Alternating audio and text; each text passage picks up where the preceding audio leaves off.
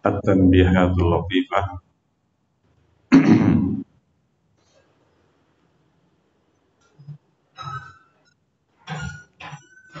Dan sebelumnya kita telah membahas tentang perbedaan antara tahrif dan ta'til. Terakhir sampai mana?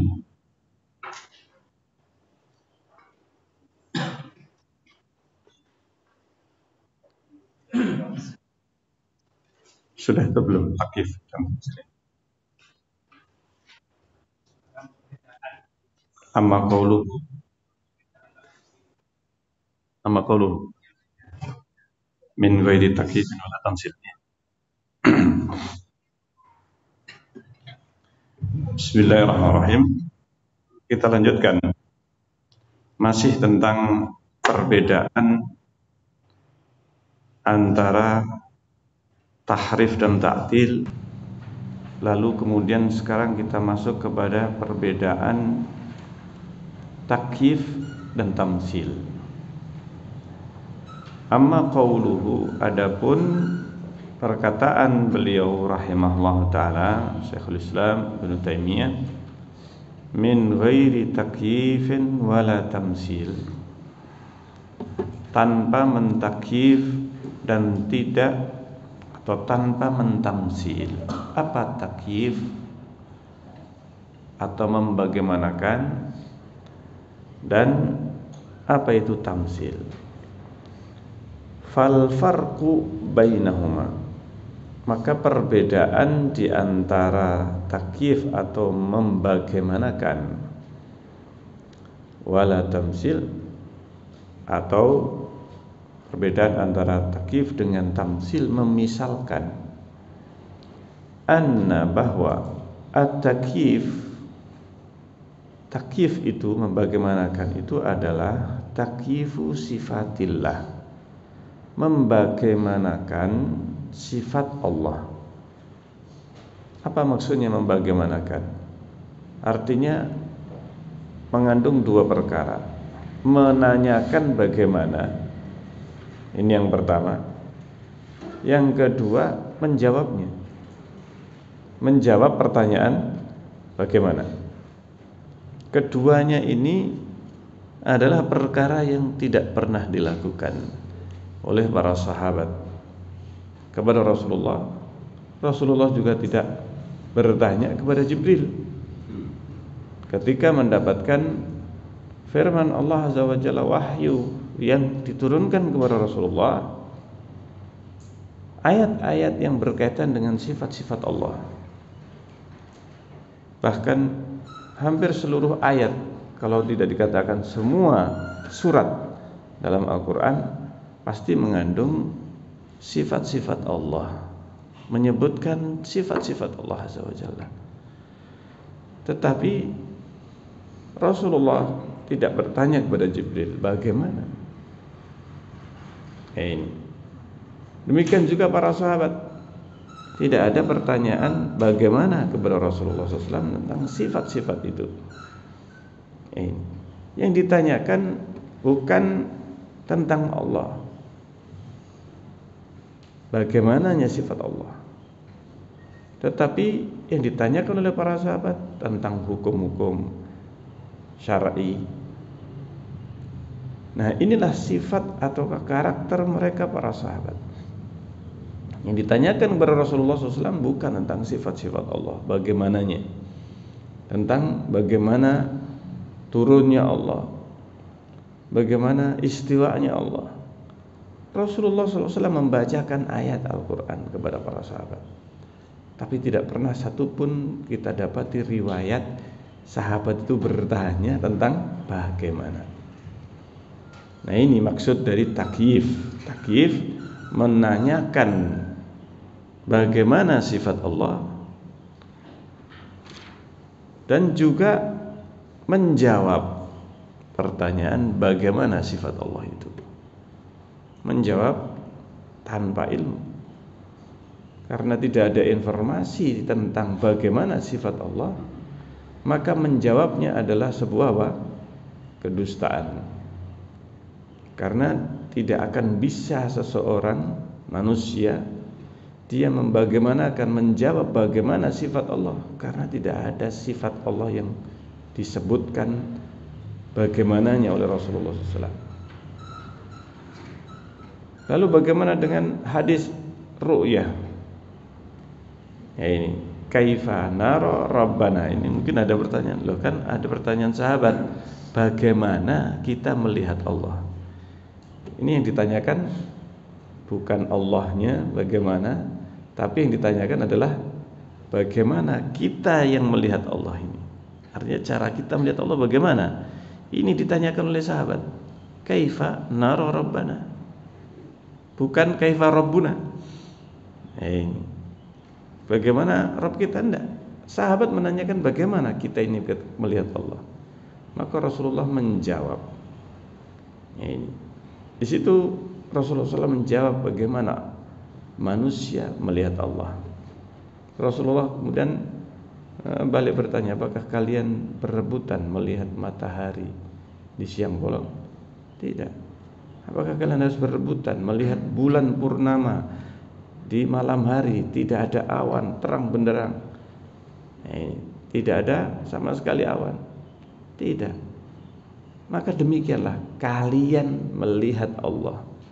Caranya manusia melihat Allah, wajahnya Allah, ini seperti halnya kalian melihat matahari dan rembulan. Bagaimana? Dari tempat masing-masing bisa. Dari manapun bisa dia melihat tanpa harus berdesakan. Demikianlah manusia ketika melihat Allah, tanpa harus berdesakan. Ini yang disebutkan bagaimananya melihat Allah, bukan bagaimana Allah, tapi bagaimana melihat Allah. Yang diserupakan adalah melihatnya, cara melihat Allah dengan cara melihat matahari atau rembulan. Bukan menyerupakan Allah dengan matahari atau rembulan. Ini yang banyak salah pahamnya. Banyak salah paham. Di sini diserupakan bukan Allah. Bukan Allah diserupakan dengan matahari atau rembulan, tetapi yang diserupakan melihatnya manusia kepada wajah Allah, maka mereka melihat seperti cara melihatnya matahari atau rembulan. Artinya tanpa harus berdesakan, tanpa harus berebutan, bahkan dari tempat masing-masing. Ini di tempat, bahkan di kamar masing-masing bisa. Artinya seseorang bisa melihat matahari dari kamarnya, rembulan dari kamarnya. Ini sehingga tidak perlu berdesakan dan melihat ke arah atas, matahari, rembulan di arah atas. Demikianlah Allah Azza wa Jalla. Di sini yang diserupakan ketika manusia bagaimana melihat Allah, melihat wajah Allah. Nah, adapun membagaimanakan sifat Allah ini yang dilarang. Wal bahts an kunhiha. Nah, ini yang kedua. Yang pertama menanyakan bagaimana sifat Allah, dan yang kedua mencari-cari ini hakikat sifat itu. Ini yang tidak ada dasarnya, tidak ada dalilnya, lalu dicari-cari, tidak bakal ketemu. Tidak mungkin seorang menemukan tentang bagaimana sifat Allah kecuali dari Allah, informasi dari Allah. Apabila informasi tidak ada, sudah selesai. Enggak usah seseorang berusaha mencari. Ini perbuatan sia-sia.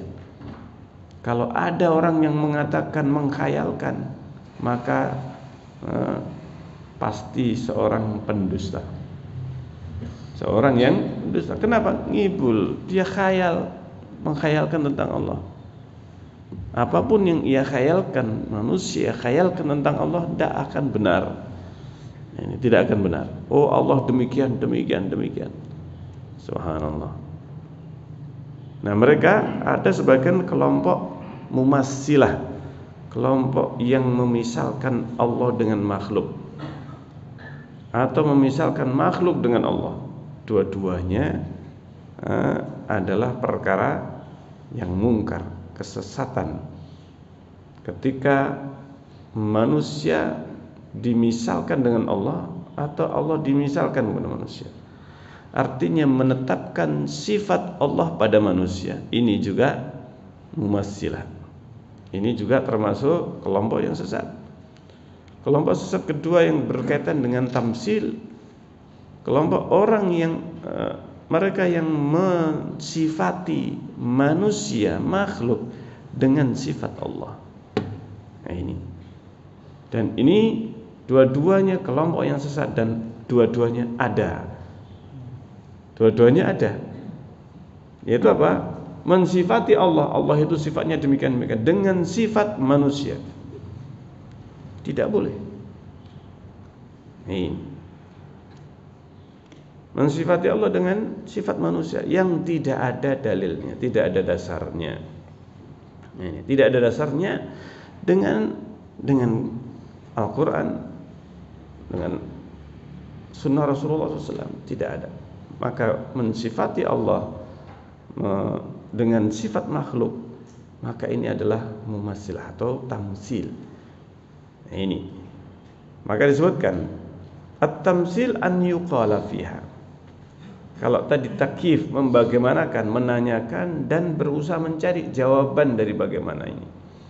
Yang kedua tamsil an yuqala fiha, yaitu ketika dikatakan tentang sifat Allah, annaha mislu sifatil makhlukin, bahwa sifat Allah seperti sifat makhluknya. Faqauluhu ta'ala, maka firman Allah Subhanahu wa ta'ala, laisa kamitslihi syai'un wa huwas samiul basir, tidak ada yang semisal Allah, syai'un, sesuatu apapun, wa huwas samiul basir, dan dialah yang maha melihat, maha mendengar dan maha melihat. Ini. Nah, ini adalah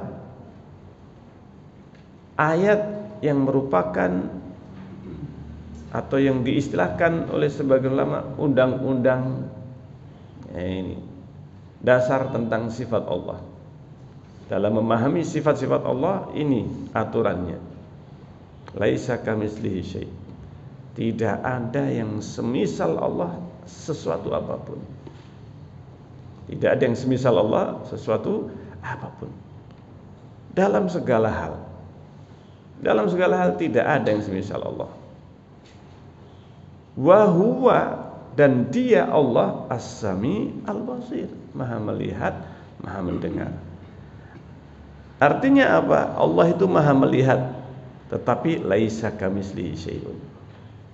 Allah maha melihat, tetapi tidaklah penglihatan Allah sama dengan penglihatan makhluk. Basir, Allah itu maha melihat, tidaklah penglihatan Allah sama dengan penglihatan makhluk. Tidaklah pendengaran Allah sama dengan pendengaran makhluk.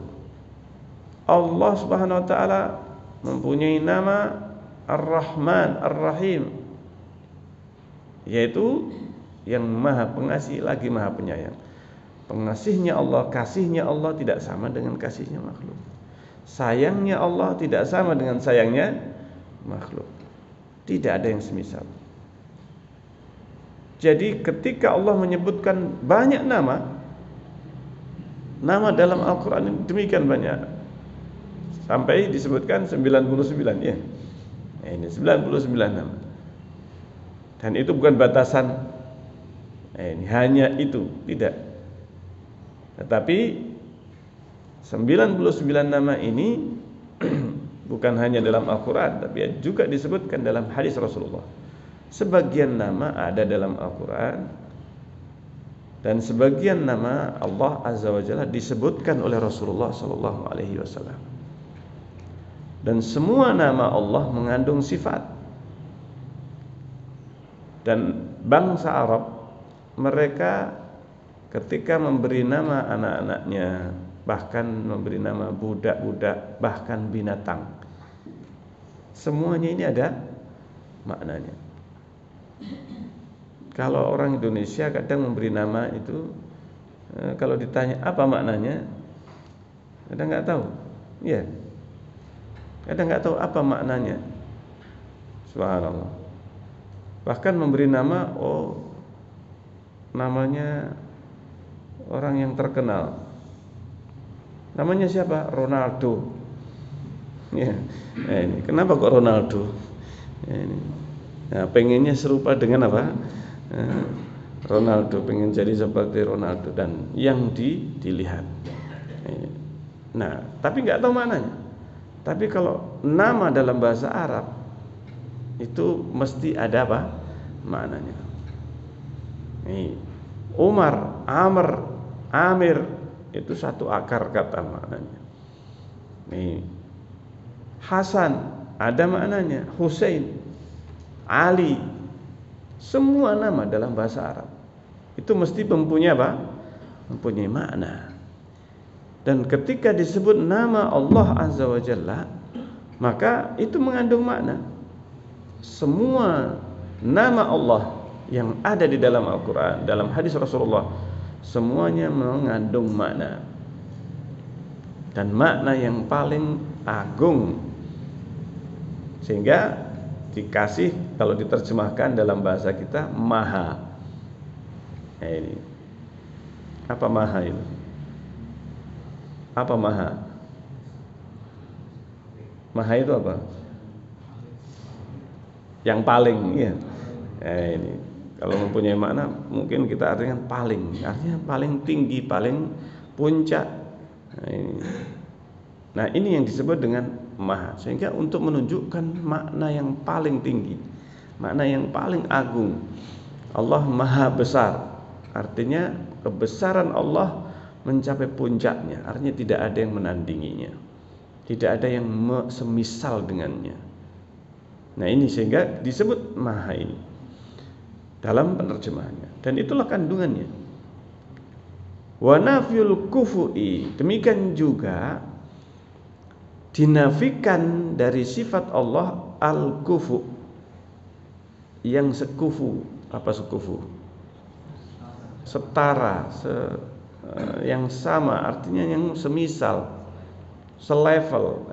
Dinafikan dari Allah Azza wa Jalla. Tidak ada yang selevel dengan Allah, tidak ada yang sekufu.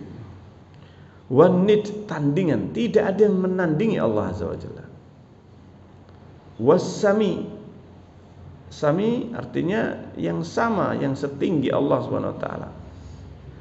Yanfi dzalika tamtsil, maka penafian ini semuanya dalam Al-Qur'an disebutkan walam yakun lahu kufuwan ahad. Tidak ada yang sekufu dengan Allah satu pun. Walam yakun lahu kufuwan, tidak ada bagi Allah itu kufu, tidak ada yang sekufu. Ini semuanya menafikan tamsil, menafikan permisalan dengan Allah Azza wa Jalla. Sehingga di dalam Al-Quran disebut banyak lafaz yang menafikan, yang mempunyai makna seperti tamsil ini. Yaitu apa?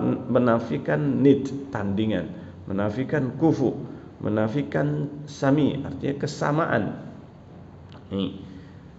Nah, ini yang dinafikan itu sebenarnya mempunyai makna menafikan misal. Waqul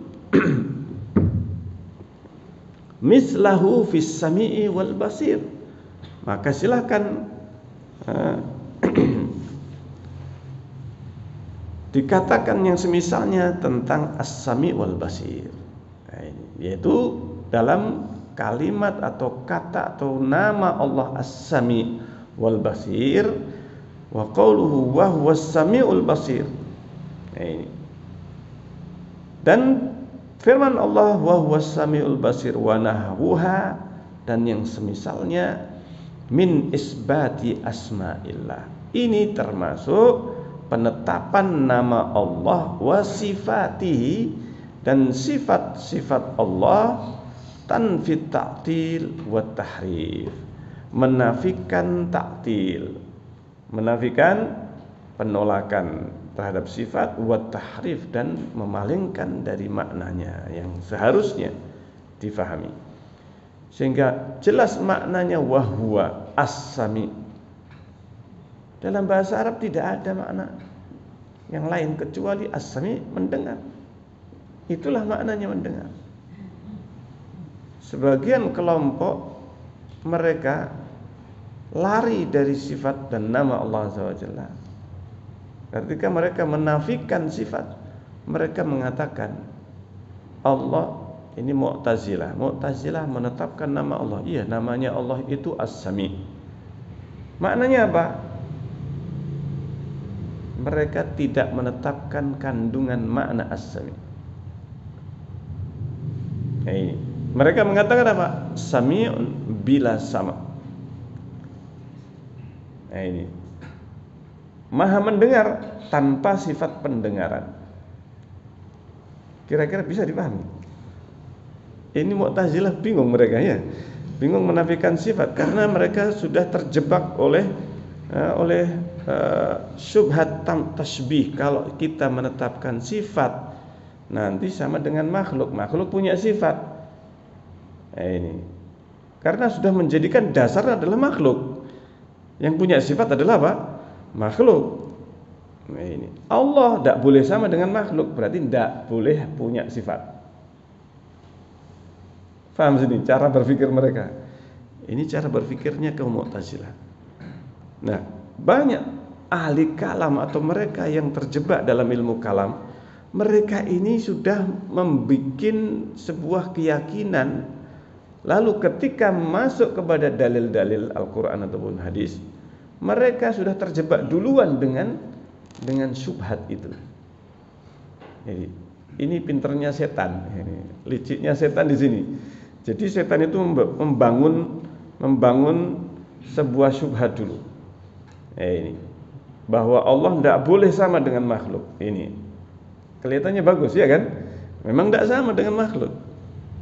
Nah, tetapi apa? Akhirnya setan ini membuat kaidah-kaidah yang diikuti oleh mereka. Allah kan tidak sama dengan makhluk. Iya. Lalu mereka masuk kepada makhluk duluan. Makhluk punya sifat. Makhluk punya apa? Punya sifat. Sementara Allah tidak boleh sama dengan makhluk. Tidak boleh sama dengan makhluk. Nah ini berarti Allah tidak boleh punya sifat. Karena yang punya sifat adalah makhluk. Kalau Allah punya sifat berarti kita menyamakan Allah dengan apa? Makhluk. Berarti ini Allah tidak punya apa? Sifat. Subhanallah. Ini Mu'tazilah. Sebagian kelompok lebih parah. Karena yang punya nama adalah makhluk. Berarti Allah tidak punya apa? Tidak punya nama. Ini subhanallah. Nah, ini yang menjadi syubhat kelompok-kelompok yang ada ini. Sebagian kelompok menetapkan sebagian sifat dan menafikan sifat yang lainnya. Patokannya apa? Akal. Ini tidak pantas kalau sifat ini bagi Allah. Kalau mendengar, melihat, ya pantas. Allah maha sempurna, maha hidup. Nah, akhirnya mereka menetapkan sifat yang bagi mereka menurut akal itu bisa ditetapkan bagi Allah, ditetapkan. Tetapi yang tidak diterima oleh akal mereka menafikan atau mentahrif. Mereka mentahrif sifat-sifat Allah. Kenapa? Wah, menurut ini tidak pantas Allah. Masa Allah punya sifat ini? Masa Allah punya sifat ini? Nah, ini seperti halnya apa? Kelompok yang menafikan sifat-sifat fi'liyah Allah, sifat yang berkaitan dengan perbuatan Allah yang dikehendaki oleh Allah. Contohnya sifat turun. Sifat apa? Turun. Allah turun ke langit dunia sepertiga malam terakhir. Lalu Allah berfirman. Nah ini, Allah berfirman, "Man sa'alani fa'astajibalah." Siapa yang meminta kepadaku, aku akan kabulkan. Dan seterusnya. Hadis ini hadis yang sahih. Hadis yang disebutkan Bukhari dan Muslim. sifat turunnya Allah ini ke langit dunia. Sifat ini dianggap tidak pantas bagi Allah. Masa Allah turun? Kalau turun berarti meninggalkan tempat yang apa? Tinggi, kemudian turun ke bawah. Nanti sama dengan makhluk. Nah ini, sifat ini sama dengan apa? Makhluk. Nah ini, mereka lari dari tasbih, penyerupaan kepada makhluk, lari dari tamsil. Tetapi apa? Tapi mereka akhirnya menafikan sifat yang Allah tetapkan. Padahal kaidahnya apa? Laisa kamitslihi syai'un wa huwas samiul basir. Nih. Kalau kita menafikan karena itu ada pada makhluk, sami dan basir juga ada pada makhluk. Mendengar dan melihat ada pada makhluk. Maka ketika menjadikan patokan makhluk, akan rancu seorang berpikir. Maka dalam ayat ini dijadikan satu, laisa kamitslihi syai'un dan wa huwas samiul basir dalam satu rangkaian. Artinya tidaklah ketika kita menafikan permisalan dengan Allah, bukan berarti kita menafikan semua nama, semua sifat Allah. Tetapi kita menetapkan tanpa memisalkan, tanpa menyerupakan dengan makhluk. Allah Maha mendengar. Makhluk mendengar atau bukan? Mendengarnya makhluk bagaimana? Terbatas. Masing-masing manusia terbatas, pendengarannya terbatas. Apakah kemudian karena pendengaran manusia yang makhluk yang terbatas, ketika itu kemudian kita mengatakan tidak pantaslah Allah kalau kita sifati mendengar, karena pendengaran makhluk terbatas? Maka jangan kita memisalkan pendengaran Allah dengan pendengaran apa? Makhluk. Tetap kita tetapkan Allah Subhanahu wa taala mendengar, melihat, tapi tidak sama dengan pendengaran dan penglihatan makhluk. Terapkan pada sifat turun. Allah turun tapi tidak sama dengan turunnya apa? Manusia. Turun yang sesuai dengan kemahabesaran, kemahatinggian Allah Azza wa Jalla. Bagaimana turunnya Allah? Turunnya Allah tidak menafikan kemahatinggian Allah. Bagaimana? Tidak usah bagaimana.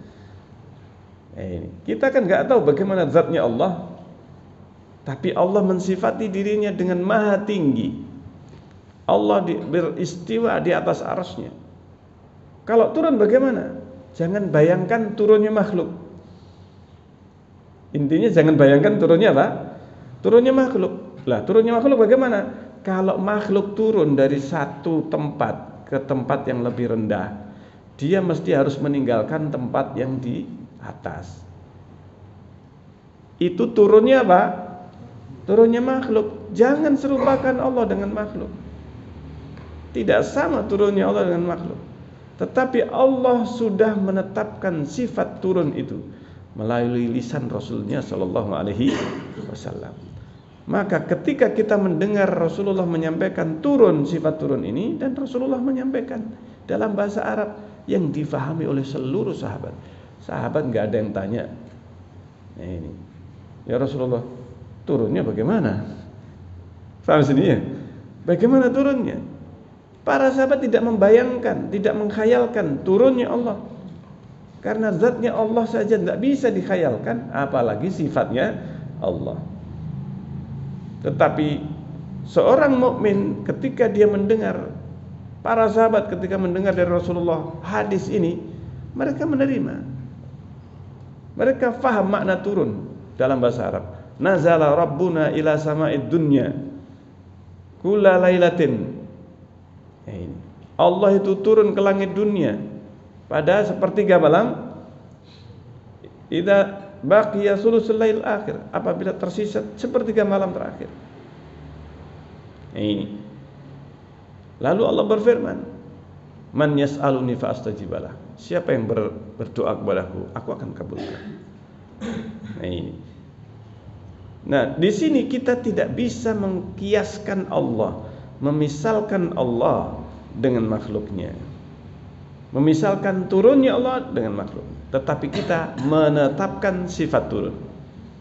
Menetapkan sifat-sifat Allah, sifat tangan, sifat apalagi mata, penglihatan, pendengaran. Allah mempunyai sifat rahmah, sayang. Nah, ini diantara yang nanti akan dibahas, beberapa sifat yang mungkin bagi kita kok begini ya. Nanti akan kita masuk kepada beberapa sifat. Ada sifat takjub, Allah takjub. Kok Allah takjub? Ya, nanti akan ada penjelasannya. Kita tetapkan sifat takjub, tapi tidak sama dengan takjubnya apa? Manusia. Fal mu'minul muwahhid. Maka seorang mukmin yang muwahhid, yang bertauhid, yusbitus sifati kullaha. Mereka menetapkan semua sifat yang ditetapkan oleh Allah dan Rasulnya. Kalau ada dalam Al-Quran, ya kita tetapkan. Wong Allah sendiri yang menetapkan sifat itu. Ditetapkan oleh Rasulullah, kita tetapkan. Kenapa? Rasulullah tidaklah berbicara dari hawa nafsu. Itu adalah wahyu. Rasulullah ketika berbicara tentang sifat Allah berarti wahyu dari Allah. Karena ada sebagian nama Allah tidak ada di dalam Al-Quran, tetapi ada di dalam hadis Rasulullah SAW. Maka kita menetapkan semuanya sifat Allah yang memang sudah Allah tetapkan atau ditetapkan Rasulnya alal wajhil laiqi, sesuai dengan yang layak. Laik itu layak. Ini layak. Bi'azamatillah, layak dengan keagungan Allah, wa kibriyaihi, dan kebesarannya. Kebesaran Allah. Nah ini, sehingga kita menetapkan ya sesuai. Turunnya Allah bagaimana? Sesuai dengan kemahabesaran Allah. Selesai sebenarnya. Mudah kita pahami. Masa Allah turun? Jangan samakan turunnya Allah dengan turunnya apa? Makhluk. Allah punya mata, sudah. Tetapkan sifat mata dan jangan serupakan dengan mata apa? Makhluk. Ini. Allah mempunyai sifat, misalnya sifat tangan. Tetapkan tangan bagi Allah tanpa memisalkan, tanpa menyerupakan dengan apa? Makhluk. Kenapa menetapkan tangan? Karena Allah yang menetapkan di dalam Al-Quran. Bal yadahu mabsutatan, bahkan kedua tangan Allah mabsutatan, terbuka. Maksudnya yunfiku kaifa yasha. Allah itu maknanya terbuka itu bagaimana? Yunfiku kaifa yasha. Allah berinfak bagaimana Allah kehendaki. Sehingga kita menetapkan sebagaimana yang ada dalam Al-Quran. Para sahabat enggak pernah mempermasalahkan kepada Rasulullah. Rasulullah juga enggak pernah mempermasalahkan kepada Jibril alaihissalam. Nah ini tidak ada. Sehingga tidak ada penukilan sahabat kemudian merasa janggal dengan hadis-hadis Rasulullah. Masa Allah takjub ya Rasulullah? Tidak ada sahabat menanyakan demikian. Ini. Dan mereka memahami sebagaimana disebutkan oleh Rasulullah SAW. Fal mu'attilu yanfiha. Nah, perbedaannya dengan kelompok mu'attil, adapun kelompok muwahhid, orang yang bertauhid, maka akan menetapkan. Kalau orang mu'attil yanfiha, mereka menafikan sifat Allah. Au yanfi ba'daha, atau menafikan sebagian sifat Allah. Wal musyabbih al mumassil, sementara kelompok musyabbiha, kelompok mumassilah, kelompok yang memisalkan Allah, menyerupakan Allah dengan makhluk, mereka yusbituha, mereka menetapkan sifat-sifat Allah ala wajhin yaliku bil makhluk, tetapi dalam makna yang sebenarnya layaknya itu bagi makhluk. Seperti tadi turun, kelompok mumassilah, ada sebagian kelompok yang memisalkan Allah dengan makhluknya. Ini turunnya Allah seperti turun saya ini. Nah, seperti itu. Turun dari mimbar misalnya. Dan ini dinisbatkan kepada Syekhul Islam Ibnu Taimiyah oleh kelompok pendusta. Ini ada yang berdusta. Ini menisbatkan kepada Syekhul Islam Ibnu Taimiyah ketika khutbah. Ini khutbah di atas mimbar. Kemudian menyatakan turun seperti apa? Turun saya ini, turun dari mimbar. Berarti ini adalah musyabbih. Musyabbih. Ini riwayat-riwayat yang seperti ini atau cerita seperti ini diterima. Oh, berarti Ibnu Taimiyah ini apa? Mumassil, musyabbih. Padahal ini adalah kedustaan, tidak pernah. Ini dari mana tahunya itu adalah dusta? Syekhul Islam Ibnu Taimiyah pada tahun disebutkan itu di penjara. Kira-kira di penjara, kemudian khutbah Jumat di atas mimbar di masjid. Ini mungkin tak? Ini tidak bisa. Dia di dalam penjara, tidak bisa keluar. Salatnya, Jumatannya ya enggak Jumatan, jadi dalam penjara. Seandainya Jumatan di dalam penjara. Tapi yang diceritakan di masjid di tempat yang terbuka, tempat yang yang disaksikan oleh orang umum. Nah, ini riwayat yang disebutkan. Ini kedustaan yang nyata. Nah, kelompok mumassilah, kelompok yang memisalkan Allah dengan makhluk, ini ada meskipun kelompok yang seperti ini sekarang ini sudah bisa dikatakan hampir tidak kelihatan.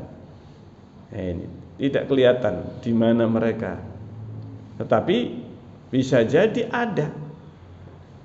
Kalau zaman dulu memang ada. Jadi mereka menggambarkan Allah itu ukurannya seperti Nabi Adam. Ukurannya seperti Nabi Adam. Subhanallah. Dan mereka membuat permisalan-permisalan seperti demikian, panjangnya sekian. Nah, ini kelompok mumassilah. Disebutkan oleh para ulama ini kelompok sudah tidak kelihatan, tidak nampak. Karena jelas kedustaannya. Tidak ada dasarnya. Wa nususul kitabi was sunnah, dan nas-nas Alkitab dan as-sunnah allati yata'addar, yang tidak bisa ihsa'uha, untuk dihitung atau dibatasi, kulluha, semuanya, tashtariku fi dalalatiha, mereka semuanya memiliki kesamaan dalam penunjukannya ala hadal asal, sesuai dengan prinsip ini atau dasar ini. Wahwa, yaitu apa prinsipnya? Isbatus sifat. Ini yang perlu digaris atasi. Biasanya kita garis bawahnya, garis atas. Yaitu apa? Kenapa saya katakan garis atas? Kebiasaan salaf itu bukan menggaris bawahi. Mereka kalau ada sesuatu kalimat yang penting itu digaris atasi. Kalau kita kan garis apa? Garis bawah. Tapi para ulama mereka apa? Menggaris atasi. Kalau zaman sekarang menstabiloi. Nah, ini garis atas. Isbatus sifat. Ini prinsipnya. Menetapkan sifat ala wajil kamal. Ini dalam makna yang sempurna. Ini alladzi, yang mana la yushbihuhu kamalu ahad, tidak ada yang serupa, tidak ada yang menyerupainya kesempurnaan satupun makhluk. Tidak ada yang sempurna, meskipun makhluk yang paling sempurna tidak akan bisa menyamainya. Ini kesempurnaan Allah tidak bisa dicapai oleh kesempurnaan makhluk. Seandainya ada yang sempurna, pokoknya paling tampan misalnya, ya, seorang manusia paling tampan, tidak bisa menggambarkan sifat Allah yang paling sempurna. Dengan kesempurnaan makhluk. La yusbihuhu kamalu ahad. Wahiyya, dan sifat-sifat itu fi ghayatil wuduh, itu dalam kondisi, dalam keadaan paling gamblang, wal bayan, dan jelas, wa a'la maratibis sidqi, dan tingkatan kebenaran paling tinggi. Artinya maha benar Allah itu. Maha benar Allah di dalam menetapkan sifat dan dalam kebenaran ucapannya. Tidak ada satu kesalahan sedikit pun, setitik pun dalam kalimat Allah Azza wa Jalla. Tidak ada kesalahan di dalam Al-Quran sama sekali. Satu, bukan hanya satu huruf, satu harokat pun tidak ada kesalahan. Ini dalam kalimat Allah Azza wa Jalla. Fa'innal kalam, sesungguhnya al-kalam, kalimat, innama yaksuru bayanuhu, sesungguhnya tidak bisa menjelaskan atau mengungkapkan, wa dalalatuhu, dan penunjukan maknanya, li umurin salasah, karena 3 perkara. Yang pertama, jahlul mutakallim, imma jahlul mutakallim, orang yang berbicara tidak mampu mengungkapkan apa yang ada dalam hatinya. Nah, ini jahlul mutakallim, kejahilan orang yang berbicara, wa adamu ilmihi, dan dia tidak tahu. Nah, ini dia tidak memiliki ilmu, wa kusurihi, dan kurangnya.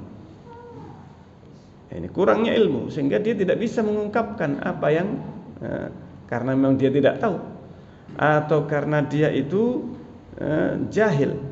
Ini yang pertama.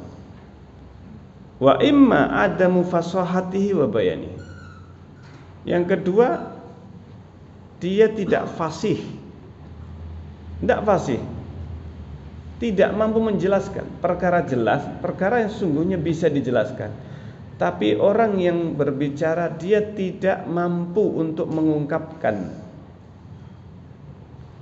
Tidak semua orang bisa mengungkapkan isi hatinya. Faham sini ya? Bahkan ketika dia mengungkapkan apa yang ada dalam hatinya, kadang salah-salah. Orang yang mendengar akhirnya salah faham. Nah, ini salah faham dengan apa yang ingin dia sampaikan. Ada dalam hatinya, tapi tidak mampu dia ungkapkan.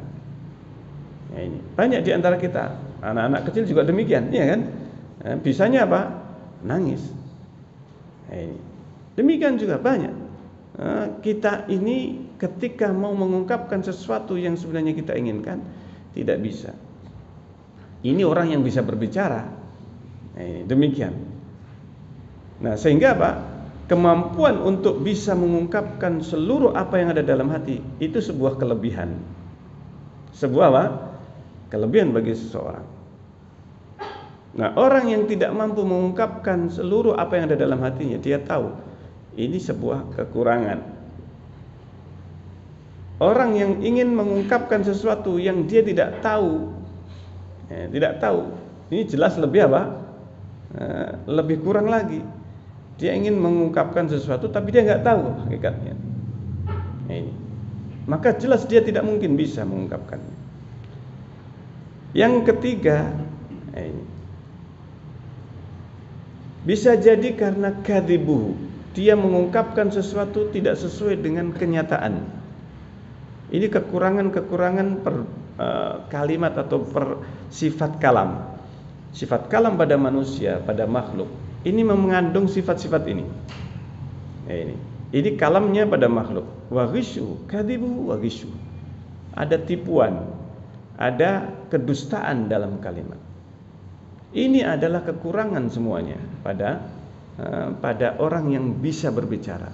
Kalau orang nggak bisa berbicara, tidak usah dibahas ya. Ini adalah kekurangan yang mendasar. Nah, itu pada makhluk sifat kalam bertingkat-tingkat pada masing-masing orang. Ini masing-masing orang mempunyai sifat kepandaian berbicara Ini keahlian dalam berbicara, dalam mengungkapkan apa yang ada dalam hatinya, berbeda-beda kemampuannya. Masing-masing ada kelebihan, ada kekurangan. Yang paling kurang ketika dia sudah tidak punya ilmu, dia mengatakan sesuatu tidak sesuai dengan yang nyata atau yang sesuai dengan ilmunya. Apalagi jika dia sengaja. Nah, akhirnya yang ketiga tadi, yang dusta tadi. Ya. Nah itu. Wa imma, kalam atau kalimat itu adalah merupakan nususul kitab wa sunnah, kalimat yang ada di dalam Al-Quran dan apa? Dan sunnah. Fa inna bari'atun min hadhil umuri salasah. Maka jika kalimat itu di dalam Alkitab dan sunnah, maka bari'atun, kalimat itu jelas selamat min hadhil umuri salasah, dari ketiga sifat kekurangan ini. Min kulli wajhin, dalam segala sisi. Artinya kalimat yang ada di dalam Al-Quran dan sunnah itu lepas dari tiga kekurangan kalimat, tiga kekurangan sifat dalam kalimat-kalimat ini. Yaitu apa? Yang pertama, kejahilan. Sifat jahil orang yang berbicara, atau kalimat itu berasal dari kejahilan. Paham sini ya? Berasal dari tidak ada ilmu, kurang ilmunya. Kalimat yang keluar dari atau keluar dari orang yang tidak punya ilmu, orang yang jahil, kalimat itu menunjukkan kejahilannya, ketidakbenarannya. Yang kedua, enggak fasih. Dia sebenarnya ingin mengungkapkan kebenaran yang ada dalam hatinya, tapi ketika dia mengungkapkan salah-salah, tidak fasih, tidak bisa mengungkapkan persis sebagaimana apa yang ada dalam hatinya atau dalam kenyataannya, tidak bisa menjelaskan. Nah, ini. Yang ketiga, dusta. Ketiga hal ini tidak mungkin ada dalam apa? Nas Al-Quran dan Sunnah. Artinya nas Al-Quran dan Sunnah mempunyai sifat tiga kebalikannya. Yang pertama apa? Ilmu. Nas Al-Quran dan Sunnah adalah mengandung atau mencakup ilmu di dalamnya, makna ilmu. Tidaklah Allah Subhanahu wa taala berfirman dan Rasulnya ketika mengatakan kecuali dari ilmu. Ini yang pertama. Yang kedua, Al-Quran dan Sunnah Rasul, hadis Rasulullah SAW, keduanya disifati dengan kefasihan. Kemampuan Allah dan Rasulullah diberi kemampuan oleh Allah untuk mengungkapkan, untuk menyampaikan dengan kalimat-kalimat yang sesuai dengan yang dikehendaki oleh Allah dan Rasulnya. Nah, ini. Itu sifat yang kedua, sifat nas Al-Quran dan apa? Sunnah. Nah, ini. Dan jelas, mempunyai sifat kejelasan. Dan sifat kejelasan itu disebutkan dalam Al-Quran. Mubin. Nah, ini. Rasulullah disifati dengan balagul mubin, yaitu menyampaikan apa yang berasal dari Allah, diwahyukan oleh Allah, dan mubin, menjelaskan. Jadi sifat Allah yang disebutkan dalam Al-Quran oleh Rasulullah SAW dalam hadisnya, Allah menurunkan wahyu kepada Rasulnya Al-Quran, itu adalah kalimat-kalimat yang jelas maknanya, fasih dalam bahasa Arab. Tidak ada yang lebih fasih daripada Al-Quran. Masya Allah. Nah, ini. Dan sifat kejujuran atau kebenaran, ini sifatnya Al-Quran dan Sunnah Rasulnya Sallallahu Alaihi Wasallam. Makanya di sini disebutkan kalamullah wa rasulihi, kalamnya Allah dan Rasulnya, fi ghayatil wuduh, itu mencapai puncak kejelasan, puncak kebenaran, dan puncak ilmu. Tiga ini. Kama qala, sebagaimana firman Allah, wa man asdaqu minallahi qila, dan siapakah yang lebih benar perkataannya daripada Allah. Tidak ada yang lebih benar. Perkataan makhluk bisa jadi apa? Salah. Bisa jadi salah. Meskipun nggak sengaja. Nah, ini salah. Kalau sengaja dusta. Iya kan? Nah, ini. Kalau sengaja salah berarti dusta. Tapi kalau kesalahan tidak disengaja, dalam bahasa Arab sebenarnya disebut kadhib, tetapi maknanya salah. Jadi kadiba itu bisa bermakna apa? Dusta, bisa bermakna apa? Salah. Kalau disengaja dusta, kalau nggak disengaja maka apa? Salah. Itu dalam bahasa Arab diungkapkan dengan kata kadhib. Yang kita terjemahkan dusta ini ya. Di sini Allah mengatakan, "Wa man asdaqu minallahi qila." Wa man asdaqu minallahi hadisa. Siapakah yang lebih benar ucapannya daripada Allah Azza wa Jalla? Baik. Insyaallah ini yang bisa kita bahas. Sudah jam 6 bahkan lebih sedikit.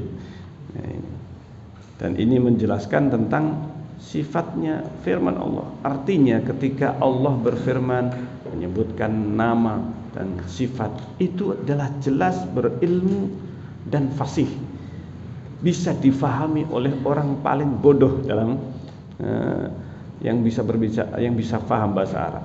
Itu jelas, tidak ada kesamaan.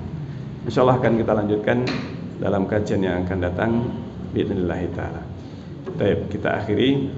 Subhanakallahumma rabbana wa bihamdik asyhadu an la ilaha illa anta astaghfiruka wa atubu ilaik. Assalamualaikum warahmatullahi wabarakatuh.